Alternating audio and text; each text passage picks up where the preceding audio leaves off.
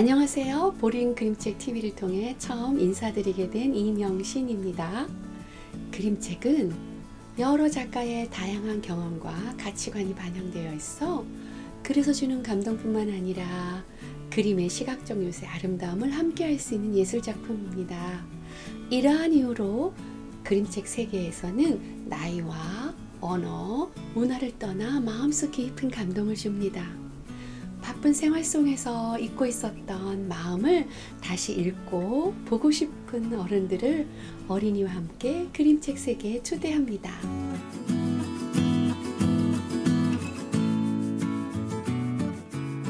오늘 제가 소개해드릴 책은 존 셰스가 글, 레인 스미스 그림, 황희방 선생님이 번역하신 보림 출판사에서 출판한 늑대가 들려주는 아기 돼지 삼형제 이야기입니다. 이 그림책은 패러디 그림책인데요. 패러디 그림책이란 기존에 널리 알려진 원작에다가 유머러스하고 풍자적으로 개작한 이야기를 말합니다.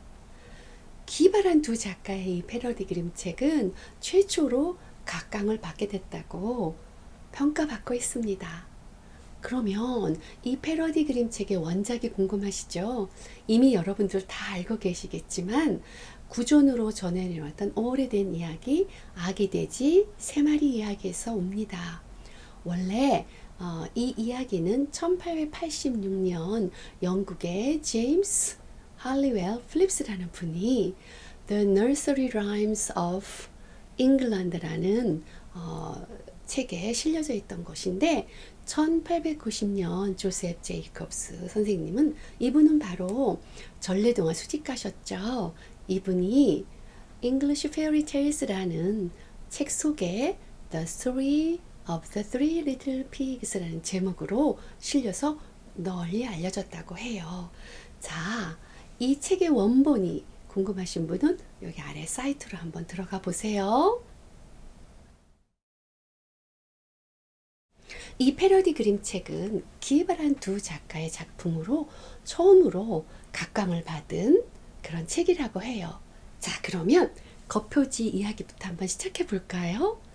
겉표지 중에 앞표지를 한번 봐주시기 바래요. 알렉산더 울프, 줄여서 A.Alf. 그림책 내용 안에서는 그냥 R이라고 부르기도 해 라고 하는 늑대의 시점에서 들려주는 아기 돼지 삼형제 이야기와 기사화한 늑대일보를 보시고 계십니다. 자, 보시면 여기 이렇게 그림틀이 있지요? 그림틀 안에 늑대의 모습을 한번 보세요. 안경을 끼고 나비 넥타이를 메고 말쑥한 정장의 신사 모습으로 묘사되어 있네요. 이 돼지 모습은 여러분들이 기존에 알고 계시던 전래동화에 나오는 사납게 생긴 늑대 모습이 아니에요. 그리고 볼은 최대한 불렸지만 늑대가 내는 입김은 부드러운 곡선으로 그림틀 안에 그려져 있습니다. 늑대가 심하게 세게 입김을 불어서 돼지가 날아가는 게 아니라는 것이지요. 바로 늑대는 기존의 사나운 늑대의 모습은 독자들의 잘못된 편견이라는 늑대 입장을 이야기하고 싶어하는 것 같아요. 그렇기 때문에 여기 보시면 늑대 한쪽 귀가 그림틀 밖으로 이렇게 나와 있죠. 이것은 마치 현실의 독자들이 내가 하는 이야기를 어떻게 반응할까 엿듣는 모습같이 보입니다. 그런데 이 신문을 읽고 있는 동물은 누굴까요? 바로 돼지입니다. 돼지 발굽으로 신문을 팍 구기며 이게 도대체 무슨 엉터리 같은 기사야! 라고 하듯이 화를 내고 있는 것 같습니다. 자, 그러면 뒷표지를 한번 가보실까요? 이렇게 보시면 그림 작가인 레인 스미스 선생님이 신문을 조각조각 오려서 붙인 콜라주 기법으로 한 장면 안에 아기 돼지 세 마리의 집이 있습니다. 근데 그 밑에 범죄 현장이라고 적혀 있어요. 이 신문은 누구의 입장을 대변한 것일까요? 추측해 보세요. 그러면 이 앞표지와 뒷표지에서 보시는 바와 같이 늑대의 입장을 기사화한 늑대일보, 돼지의 입장을 기사화한 돼지 신문을 보고 앞으로 이 이야기 속엔 이야기가 어떻게 전개될까 궁금하시죠? 자, 그럼 저와 함께 이야기 속으로 들어가 보실 거예요.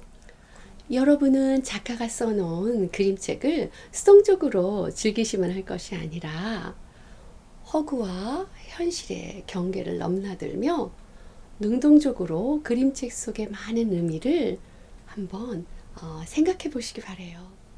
이 책에서는 바로 허구와 현실의 경계를 넘나들고 열린 결말, 시점의 변화 등의 기법을 통해 독자들을 능동적으로 이 책을 즐길 수 있게끔 초대합니다.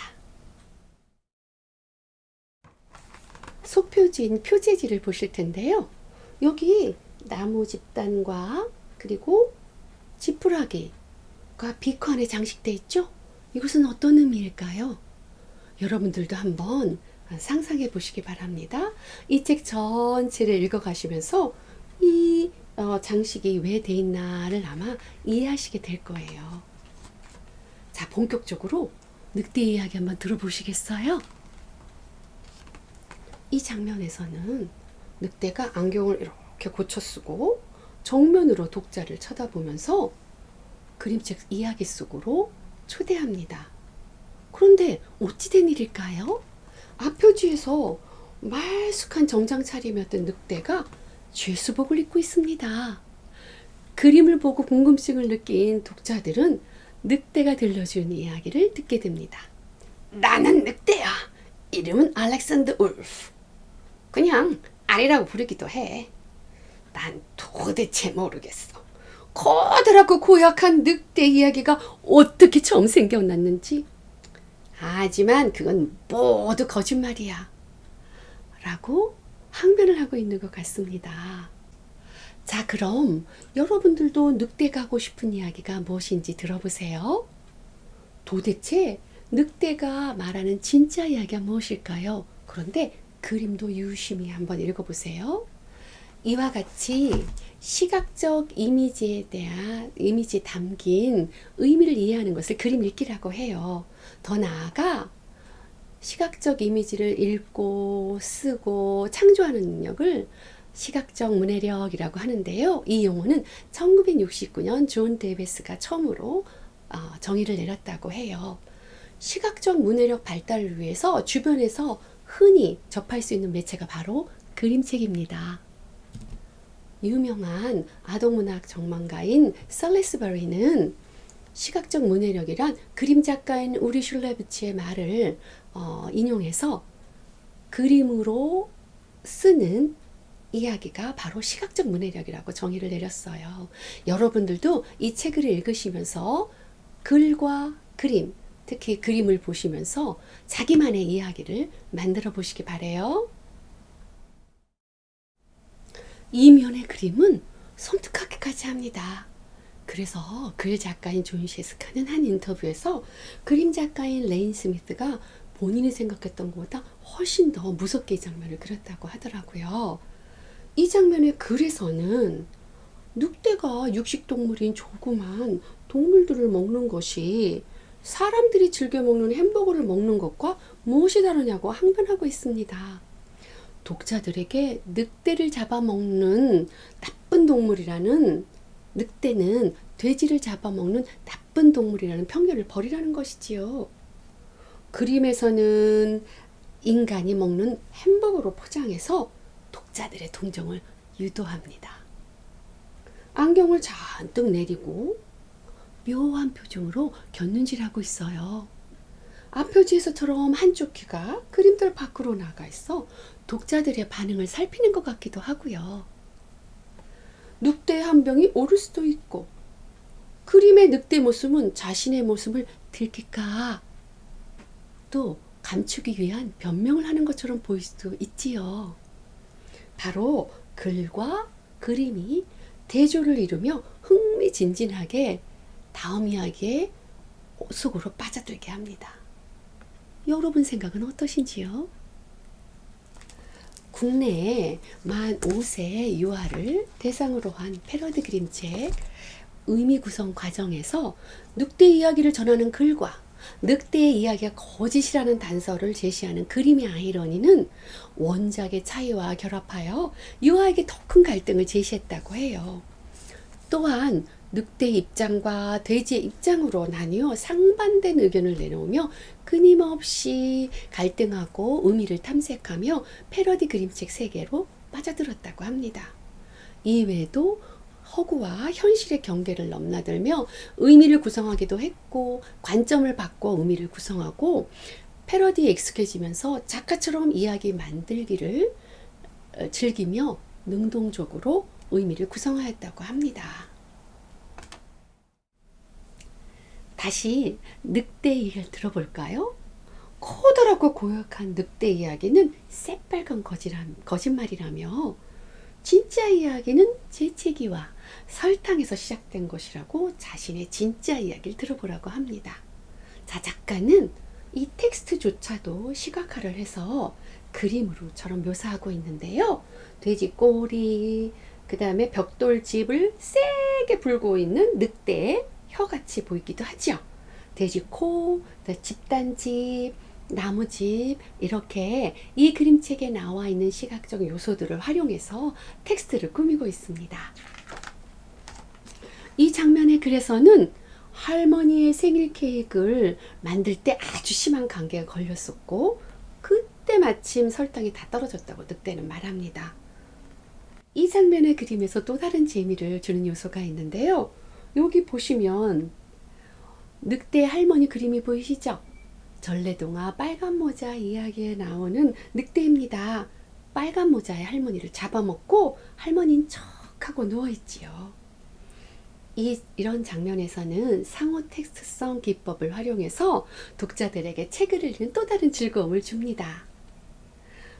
국내 여러 연구에서 유아들을 대상으로 하는 패러디 관련 활동을 통해 유아들은 비판적인 사고 능력이 향상되었고 원작과 관련 짓기, 원작의 편에 쓰기 등의 상호 텍스트성 반응을 보인 후 패러디 반전으로 인해 원작의 편과 패러디 편을 왕복하는 인지적 혼란을 보였다고 해요. 후반으로 가면서 인지적 혼란을 극복하며 논리적인 대안을 제시하기도 했고 객관적인 판단을 하며 자율적인 사고를 촉진하는 것으로 나타났다고 합니다. 다음 장면의 글에서는 첫 번째 돼지집으로 설탕을 얻으러 가면서 제정신이 나면 누가 지푸라기로 집을 짓겠어 라며 돼지를 비웃고 있습니다. 이야기는 돼지를 불러도 대답이 없어 그냥 돌아가려 하는데 그때 코가 근질근질 거려서 요란한 재채기가 났다고 하네요. 그러나 그림에서 보시듯이 입모양은 재채기를 하는 모습이 아니라 한껏 오므려서 세게 부는 모습을 하고 있지요. 어찌나 세게 불었는지 마치 폭풍 속의 강 가운데 있는 것 같습니다. 안경은 날아가고 나비 넥타이도 날아가고 꼬리는 한껏 올라와 있지요. 이런 바람에 어떻게 돼지가 날아가지 않겠어요. 다음으로 두 번째 돼지를 부수는 장면입니다. 완전히 죽은 채로 집더미 속에 먹음직스러운 햄이 돼 있던 첫 번째 돼지를 먹고 난 후의 장면이지요. 그래서는 아직도 설탕을 얻지 못했으니 두 번째 돼지집으로 갔는데 그때 또 재채기가 났다는 거예요. 두 번째 돼지 역시 죽게 됩니다. 늑대의 명예를 걸고 하는 말인데 이건 틀림없는 사실이라고 그래서 계속 주장하고 있습니다. 그런데 자세히 보세요. 그림을 보시면 먼지 바람이 마치 접시처럼 보이고 스푼, 나이프, 포크 등의 음식 도구가 준비되어 있습니다. 가운데 죽은 돼지가 있고요. 마치 늑대가 식사를 하고자 미리 준비한 것 같이 보이지요. 이와 같이 글과 그림의 아이러니는 긴장을 고조시키며 이야기에 더 몰입하게 합니다.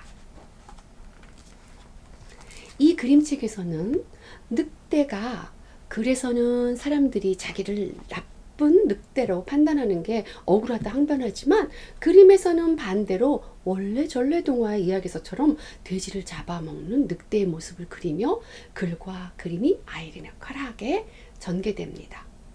바로 독자들은 다양한 관점으로 의미를 해석하며 흥미를 가지고 그림책의 의미를 해석하게 됩니다. 유명한 아동문학 학자인 마리아 니콜라예바는 텍스트와 이미지의 상호작용하는 여러 가지 유형이 있는데 대입법적인 관계의 글과 그림은 새로운 의미를 생산하며 다른 두 개의 이야기를 전달한다고 했습니다. 즉, 글과 그림 모두 메시지를 해석하는데 필수적이라고 말이지요. 이 책은 늑대와 돼지의 입장을 글과 그림에서 각기 다른 모습으로 그리고 있습니다. 바로 이 책을 읽으며 독자들은 다양한 관점으로 그림책의 의미를 창의적으로 해석할 수 있는 기회를 갖게 됩니다. 세 번째 돼지집에 가서도 설탕을 빌리려고 했으나 단단한 벽질집 안의 돼지는 도리어 늑대 할머니에 대한 욕을 하게 됩니다. 분노한 늑대가 돼지집을 부수려고 하는 순간 돼지 모습을 한 신문기자와 경찰들이 몰려들게 되지요. 여기서 보시면 진짜 마이크를 꼴라주 기법으로 묘사해서 마치 현실 세계에서 일어나는 것처럼 그리고 있습니다. 설탕을 얻으러 왔다는 이야기는 독자의 흥미를 끌지 못할 것이라 생각해 돼지일보의 신문 기자들은 늑대가 의도적으로 집을 부쉈다는 기사를 씁니다. 바로 그 기사 때문에 누명을 쓰고 감옥에 갇히게 된 불쌍한 늑대라고 주장하고 있지요.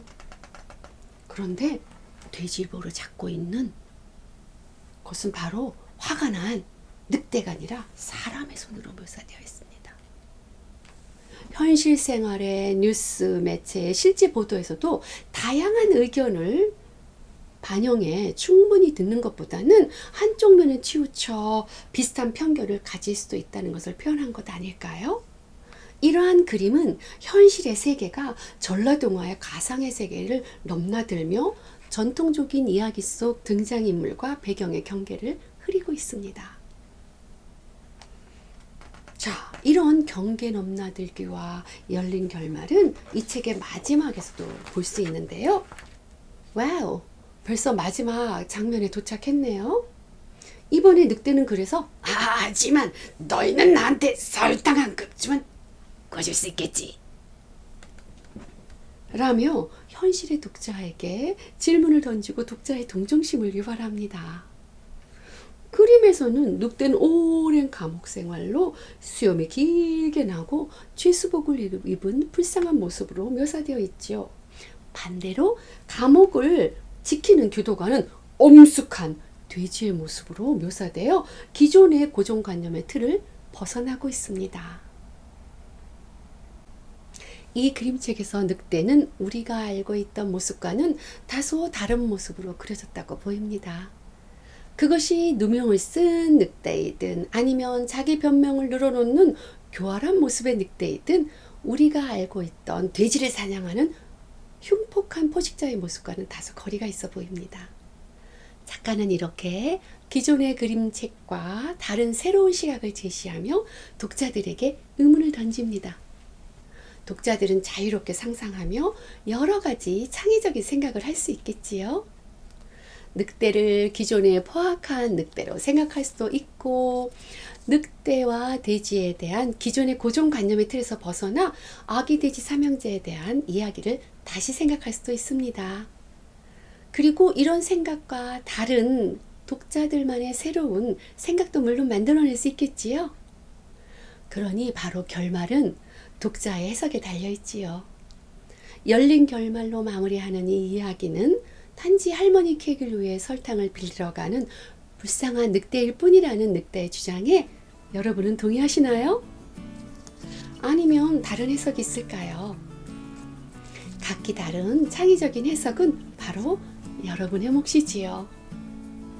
다음으로 이 책의 작가에 대해 궁금하신 분들은 위한 코너 지금부터 시작합니다.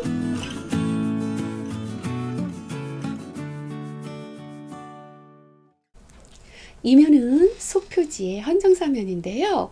두 작가가 아내에게 이 책을 헌정한다고 쓰여 있네요.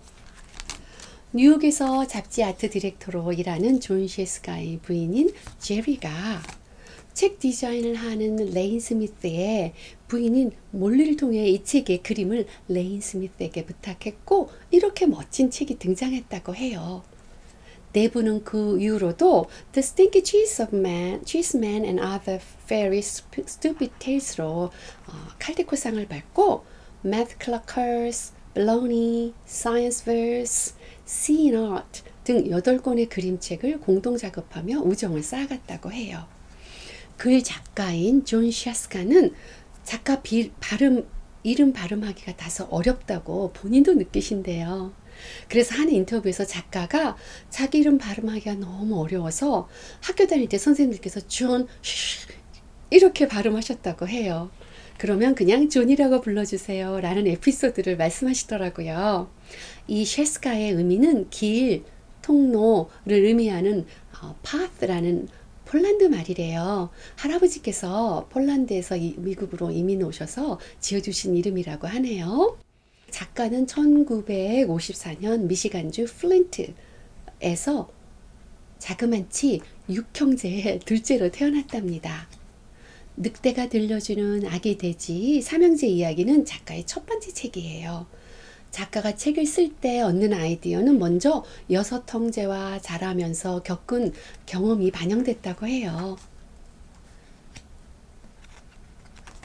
초등학교 선생님이셨던 아버지와 간호사인 어머니 그리고 6명의 남자 형제 사이에서 여러 기이한 행동을 많이 했대요.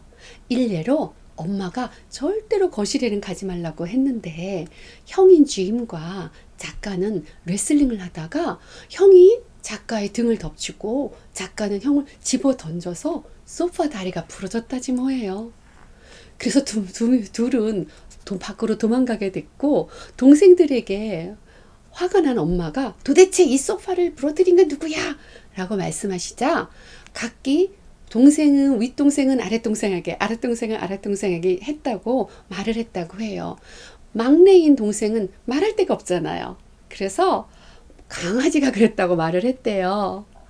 이 이야기가 떠올라서 늑대가 나는 그러지 않았어 라는 모티브를 찾았다고 하네요. 그리고 특히 작가는 페어리테일스를 좋아해서 이를 패러디해 이 책을 쓰셨는데 처음에는 아무도 좋아하지 않았대요. 그래서 가는 출판사마다 거절당했고 바로 그러던 차에 그림작가 레인 스미스 선생님을 만나게 된 거죠.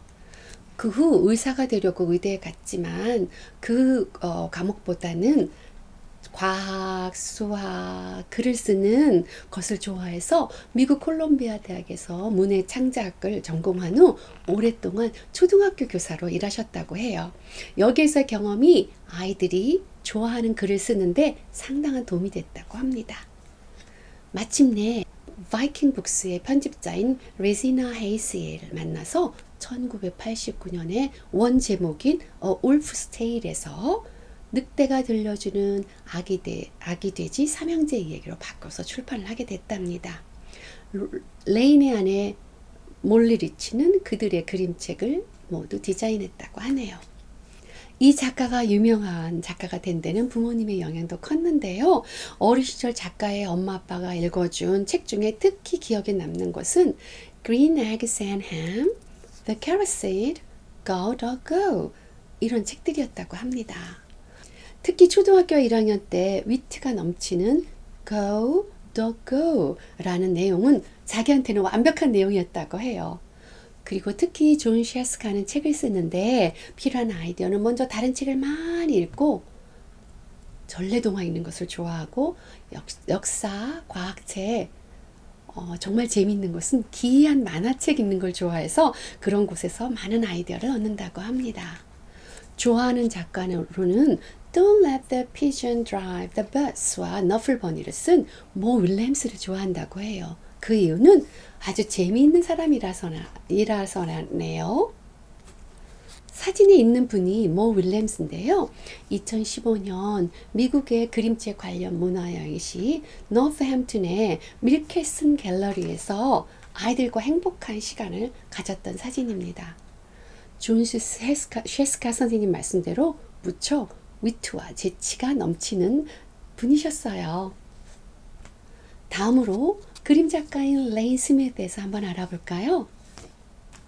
레인 스미스는 오클라호마주 툴사에서 태어났고 어렸을 때 가족과 함께 미국의 가장 오래된 66번 국도를 타고 여행을 했다고 해요.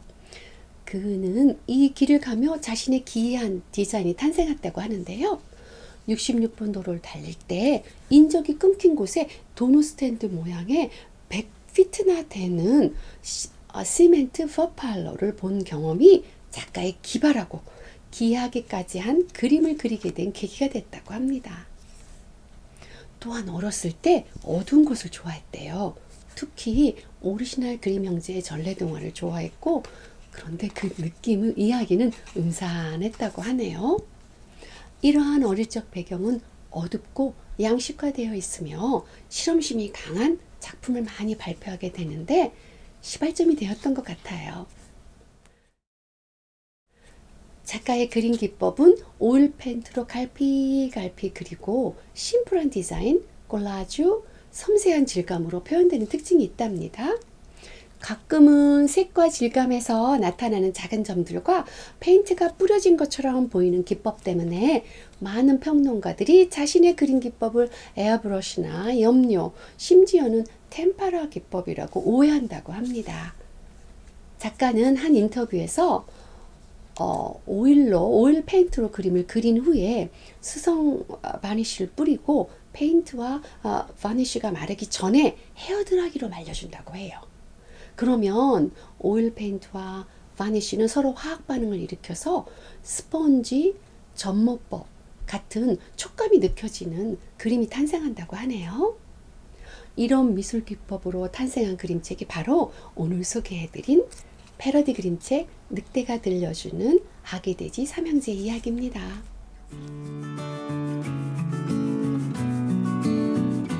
오늘 제가 들려드린 이야기 재밌게 들으셨는지 모르겠어요.